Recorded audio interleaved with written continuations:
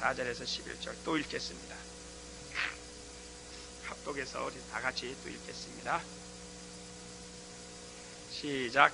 은사는 여러 가지나 성령은 같고 직임은 여러 가지나 주는 같으며 또 역사는 여러 가지나 모든 것을 모든 사람 가운데서 역사하시는 하나님은 같으니 각 사람에게 성령의 나타남을 주심은 유익하게 하려 하심이라. 어떤 이에게는 성령으로 말미암아 지혜의 말씀을, 어떤 이에게는 같은 성령을 따라 지식의 말씀을, 다른 이에게는 같은 성령으로 믿음을, 어떤 이에게는 한 성령으로 병 고치는 은사를, 어떤 이에게는 능력 행함을, 어떤 이에게는 예언함을, 어떤 이에게는 영들 분별함을, 다른 이에게는 각종 방언 말함을, 어떤 이에게는 방언들 통역함을 주시나니 이 모든 일은 같은 한 성령이 행하사 그 뜻대로 각 사람에게 주시느니라. 아멘. 오늘은 방언 통역입니다. 그런데 이 방언 통역에 대해서 성경은요, 고린도전서 12장하고 14장에 아주 적게 나옵니다. 아주 정말 드물게 나옵니다. 그러나 우리가 성경 한 절에 나온다 할지라도 무시할 수 없는 부분이기 때문에 다뤄봅니다. 여러분, 저를 한번 보세요. 물이 몇 대에서 끓어요? 물이 100대에서 끓죠. 마찬가지입니다. 우리가 방언을 말할 때예요. 마치 물이 100도에서 끓듯이 100도가 되면 보글보글 이제 끓기 시작하듯이 방언을 말한다는 것은 성령 충만할 때 방언을 말한다라는 것입니다. 그런데 우리 고린도전서 14장 5절을 우리 한번 보겠어요. 14장 5절입니다. 우리 다 같이 한번 읽겠습니다. 시작. 나는 너희가 다 방언 말하기를 원하나 특별히 예언하기를 원하노라. 방언을 말하는 자가 만일 교회의 덕을 세우기 위하여 통역하지 아니하면 예언하는 자만 못하니라. 이렇게. 그러니까 방언 말하기를 다 원하고 있지만 특별히 또 예언하기를 원한다 그랬습니다. 그러나 마치 만약 방언을 말하는 자가 만일 교회의 덕을 세우기 위하여 통역하지 아니하면 예언하는 자만 못하니라. 다시 말씀드리면 방언을 말하고 방언 통역하는 일이 있다면 예언하는 것만큼의 가치가 있다라고 우리가 역으로 해석할 수 있습니다. 그래서 많은 신학자들이 방언 통역은 마치 예언과 같다라고도 이야기하는 학자들도 있습니다. 그만큼 방언 통역은 중요하다. 그러나 만약에 방언 통역을 하지 아니한다면 예언하는 것보다 못하다라고, 그만큼 방언 통역의 중요성을 말하고 있어요. 이 방언 통역은 뭡니까? 방언을 말하는 방언 기도를 우리가 일상적인 용어로 바꾸어 주는 것을 우리가 방언 통역이라고 이야기합니다.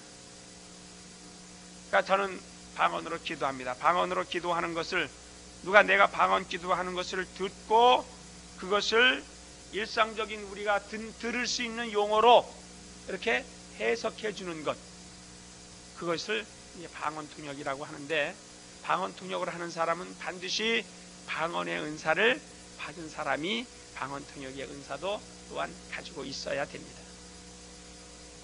그런데 조건이 있습니다. 한 사람이 있을 때 하는 것이 아니라 최소한 세 사람이 있을 때. 자, 우리 또 한번 보겠습니다. 27절, 28절 고린도전서 14장. 우리 또 읽겠습니다. 시작. 만일 누가 방언으로 말하거든 두 사람이나 다불과 세 사람이 차서를 따라하고 한 사람이 통역할 것이요, 만일 통역하는 자가 없거든 교회에서는 잠잠하고 자기와 및 하나님께 말할 것이요, 예언하는 자는 둘이나 셋이나 말하고 다른 이들은 분별할 것이요. 이렇게 말했는데요, 만일 누가 방언으로 말하거든 두 사람이나 또 다불과 그랬습니다. 참 이해하기 힘들죠? 무슨 말일까요? 다불과. 예? 무슨 말이에요? 다불과.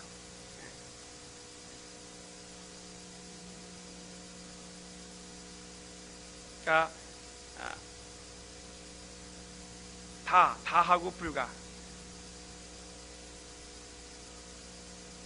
세 사람이 차서를 따라하고, 여기에 이제 이 다불가라는 것은요, 성경에 보니까 마늘 따자예요. 그 다음에 아니 불자.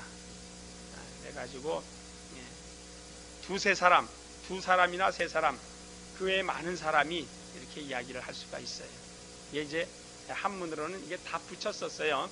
근데 이제 우리 한글로 이게 띄어쓰게 했는데, 이건 이제 우리가 성경을 이런 부분은 이제 수정이 돼야 될 것으로 봅니다. 그래 자신의 이제 킹 제임스 버전 맨 먼저 우리 한국어로 버전된 킹 제임스 버전을 보면 아주 이 부분에는 쉽게 우리가 이해할 수 있도록 이제 적어놨어요. 그러니까 분명히 방언을 하더라도 한 사람이 아니라 두세 사람이 있을 때에 하고, 교회의 덕을 세우기 위해서 반드시 방언 통역을 하라. 만약 그렇지 아니하면 이제 혼자서 은밀한 중에 계신 하나님께만 혼자 방언할 것이라고 말한다라는 겁니다. 그만큼 방언 통역의 중요성을 이야기하고 있죠. 이제 분명한 것은 방언 통역을 할 때는 일상적인 용어로 우리가 듣기 좋게 이제 말을 한다는데, 그것 자체가 굉장히 힘든 일입니다. 아마 여러분들이 방언 기도를 해보시면 알겠지만, 방언으로 내가 기도를 하면서 대부분은 느낍니다. 대부분은 내가 지금 방언으로 기도하면서 이 영의 소원과 마음의 소원을 이렇게 일치시키는 것이 아니라, 방언으로 하면서 자기가 지금 어떤 기도를 하고 있다라고는 생각이 들어가요.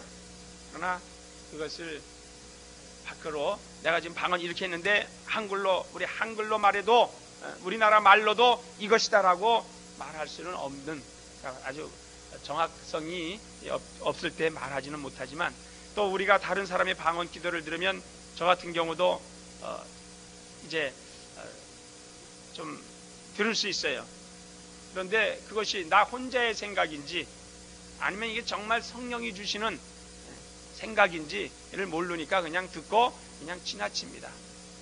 그럴 때에 누군가가 나와 똑같은 생각을, 그러니까 해석을 할 수 있다는 건 정확한데, 그렇기 때문에 잘 우리가 쓰지 않지만 여러분들은 많이 쓸 수 있도록 바랍니다. 마찬가지입니다. 예언도 한 사람이 하는 것이 아니라 세 사람이 있을 때 하루에 정확성을 기하기 위해서 그렇게 이제 성경은 요구합니다. 그러니까 여러분들이 스스로가 여러분들이 방언을 하고 통역할 수 있다면 그것보다 더 좋은 것은 없어요. 그런데 방언을 말하는 자는 반드시 방언 통역의 은사도 함께 와 있다라는 것을 잊지 마시고 방언으로 많은 기도를 하시기 바랍니다. 그러니까 이게 방언 자체가 굉장히 중요해요.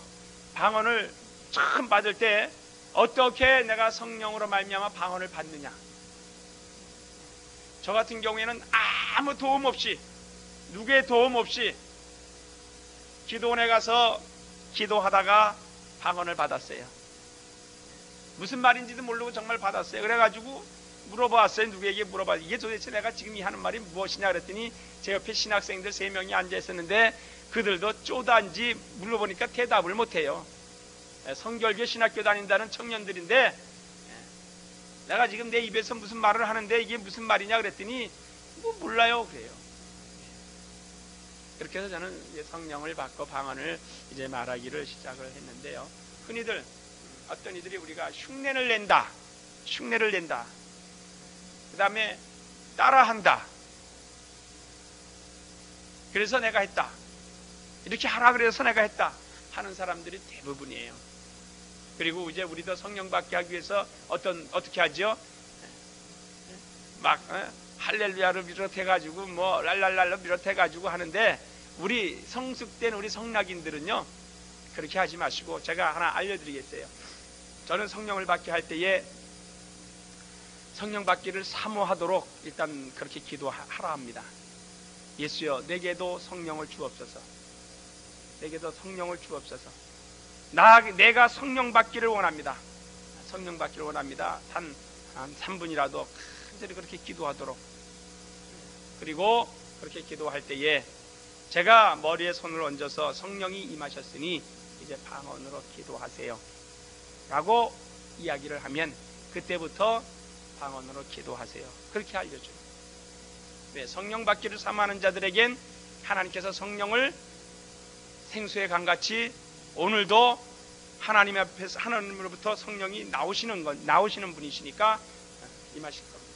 그리고 사도행전의 2장 4절에도 1절에도 또 사도행전 1장에도 예루살렘을 떠나지 말고 성령 받기를 사모하라 하신 주님의 말씀에 의지하여 주의 제자들이 이제 마가의 오순절 다락방에서 120여 명이 기도할 때에 간절히 기도할 때에 사도행전 2장 1절 이후에 성령이 충만함으로 그들이 성령의 말하기 하심을 따라 방언으로 말하기 시작하였습니다 라고 이야기를 하고, 또 사도행전 10장의 말씀을 인용해서 고넬료를 통한 베드로에게 고넬료의 가정에 가서 말씀을 전하고 말씀을 들은 그의 가족들이 또 그의 함께했던 모든 사람들이 다 성령을 받고 침례를 받았다라고 이야기를 하고 있습니다. 이처럼 성령 받기를 사모하는 자들에게는 반드시 성령이 임하시는 분이 그렇게 우리 성령 받기를 사모하시고 기도하세요. 그렇게 하고 기도를 해줍니다. 그리고 뭐 할렐루야 랄랄랄라 이런 말 하지 않도록 하기 바랍니다. 그러니까 대부분 그렇게 하는데, 그러니까 그냥 이 사람은 성령을 받아야 되겠고 또 성령을 받게 하는 사람은 받게 하기 위한 그 답답함이 있으니까 빨리 받게 하려니까 막 붕도 두드려가면서, 우리는 정말 그에게 여러분들이 머리에 손을 얹지 못한다 할지라도 그냥 가슴에 손을 얹게 하고, 가슴에는 이제 좀 성령 받기를 바라는 그 마음을 사모하는 마음으로 하기 위해서 이제 가슴에 손을 대주는 그러한 심정으로 손을 대주시되 기도하라 하시고 하고, 그다음에 성령이 임하셨으니 이제 방언으로 말하세요. 그렇게 한번 해보세요. 쉽게 각 사람에게 성령이 임하고 방언을 말하기 시작할 것입니다. 그러니까 따라하라 이렇게 하지 마시고, 그래서 뭐 할렐루야 할렐루야 할렐루야 할렐루야 이렇게 하지 말고요. 무슨 말인지 알겠어요? 그래서 자연스럽게 성령을 받고 방언을 말할 수 있도록 이렇게 해주시되, 여러분들이 이제 방언에 능숙하면 반드시 여러분에게도 방언 통역의 은사, 그러니까 이것 혼합 은사라 그럽니다. 방언과 방언 통역은 혼합 은사라고 이야기를 하는데 대부분이 다 가지고 있습니다. 가지고 있으나 어떠한 정확성에 대한 자신감이 없기 때문에 말하지 못할 뿐이죠. 그래서 이것은 어떠한 우리가 계시의 말씀으로 삼아서도 안 되고요. 아까는 예언과 같은 효과가 있습니다만은 우리가 조심해야 될 부분의 한 가지입니다. 지난번에 우리 아이를 대학부 수련회 가는데 보냈어요. 이제 고등부에서 계속 이제 자라왔던 아이이기 때문에 이제 뭐 초등학교 때부터 중등부, 고등부를 거쳐서 자라왔는데, 우리 고등부까지만 하도 굉장히 신사적으로 방언과 방언 통역에 대해서 이야기를 합니다. 그런데 아이가 수련회 갔다 오더니 아빠 이상해요. 그래, 뭐가 이상하냐? 그랬더니 대학부 간사가 무릎 꿇고 앉으라고 해서 앉았더니 방언을 하라 그래서 방언을 하니까 방언 통역을 한다면서 막 하는데, 나에게 대해서 뭐 지금 이런 기도했지 하는데 자기는 전혀 그런 생각도 없는데 그러면서 물어보고 대답하라 그러는데 아빠 그게 맞는 거예요. 저는 깜짝 놀랐습니다. 그러면서 너도 방언 통역 하고 싶지? 하면서 억지로 이렇게 권면했다는 것을 듣고서는 뭔가 지금 성경과 좀 배치되는, 너무나 거리적으로 떨어져 있어서 있는지 몰라도 뭔가 지금 우리 교회가 이렇게 추구해 나가는 그것과는 조금 너무나 거리가 멀지 않나라는 생각을 들어서 내가 대학부 관계자에게 이야기를 한번 해봤습니다. 우리 아이가 수련회 갔다 와서 이래서 다시 두 번 다시는 대학부에 수련회 가지 않겠다고 하는데 그걸 좀 조심해야 되지 않겠느냐. 방언 통역 부분에 있어서만큼은 인위적인 통역보다는 정말 성령으로 말미암은 은사적인 통역이 오히려 거부감을 일으키지 아니하고 자연스럽지 않겠느냐라고 이야기를 했습니다. 마치 이처럼 이 통역 문제, 방언 통역 문제는 굉장히 아주 어렵습니다. 왜냐하면 우리가 실제적으로요, 영어 통역을 하면서도 할 때도 마찬가지입니다. 한국말로 설교를 할 때 영어로 통역하는 통역사가 있어도 그 사람이 어려운 것은 아주 유창한 언어를 구사할 수 있는 사람이라 할지라도 같이 통역을 좀 해주세요 하고 어려운 것은 절절절절 매요. 아주 유창한 사람이라도. 왜 그런가 하면 이 회중 가운데에 또 아주 유창한 회화 능력을 가지고 있는 사람이 있을 때에 자기가 통역하는 거하고 차이가 있을 수 있기 때문에 굉장히 땀 흘립니다. 하물며 우리가 알아들을 수 있는 언어를 통역하는데도 그렇게 힘들고 어려운데, 이것은 우리의 영이 하나님 앞에 기도하는 것을 통역을 해서 일상적인 언어로 바꿔준다는 것은 아주 어려운 일이죠. 아주 어려운 일이죠. 그러려면 통역하는 그 사람이야말로 정말로 뭐 해야 될까요? 성령으로 충만해야죠. 물이 100도 이상에서 끓는 것처럼 아주 막 바글바글 끓는 심정이 되어서 통역을 하면 맞을 수 있어요. 그러나 그렇지 않은 경우에는 대부분이 우리 사람의 생각을 따라서 나오는 통역을 할 수 있고, 또 그런 어떤 내 경험을 말할 수 있고 내 지식을 말할 수 있기 때문에 자칫 잘못하면 우리 하나님께서 요구하시는 그 통역과 차이가 있기 때문에 많은 사람들이 잘 사용하지 않는 겁니다. 그저 그냥 내가 방언하고 나가는 것. 그 방언 자체로만 해도 굉장히 유용하지요. 앞날에 나의 나아가는 모든 불의에서 나를 건져내 주시고 해결해 주시는 분. 그 다음에 지난 날의 삶에 대하여 내가 알지 못하는 것을 내 영으로 말미암아 회개할 수 있는 것. 그래서 저도 방언 기도를 함으로 해가지고 언제 한번 위기를 모면한 적이 있어요. 정말 교통사고를 크게 나야 될 사건을 아주 피한 적이 있어요. 아주 한 그런 일이 있기 몇 분 전에 방언으로 기도했어요. 몇 분 전입니다. 사고가 막 발생하기 직전, 평상시에 이제 갑자기 이제 방언으로 기도를 했는데 수분 후에 아주 큰 장애물이 있는 걸 간신히 피할 정도로. 그래서 목사 3사람을, 저까지 3사람이 생명을 연장받은 적이 있습니다. 마치 그것처럼 우리 방언 기도 자체로만으로도 우리 하나님께서 그 방언의 기도에 응답이 있음으로 말미암아 피할 길을 열어주신 것을 경험한 것처럼 우리는 그러한 방언의 위대한 능력이 있고, 또 거기에 이제 좀 더 좋으려면 통역의 은사가 있어서 분명한 통역을 하면 좋겠지만, 통역은 조심해야 된다는 것을 아울러 말씀을 드립니다. 아무튼 어떤 모양이든지 우리는 내가 해석을 할 수 있든지 해석을 하지 못하든지 간에 방언 자체는 많이 말할 수 있기를 주님의 이름으로 축원합니다. 아주 많이 말할 수 있도록. 그래서 방언 통역에 대해서는 고린도전서 12장과 14장 외에는 방언 통역에 대해서 나오는 경우가 없습니다.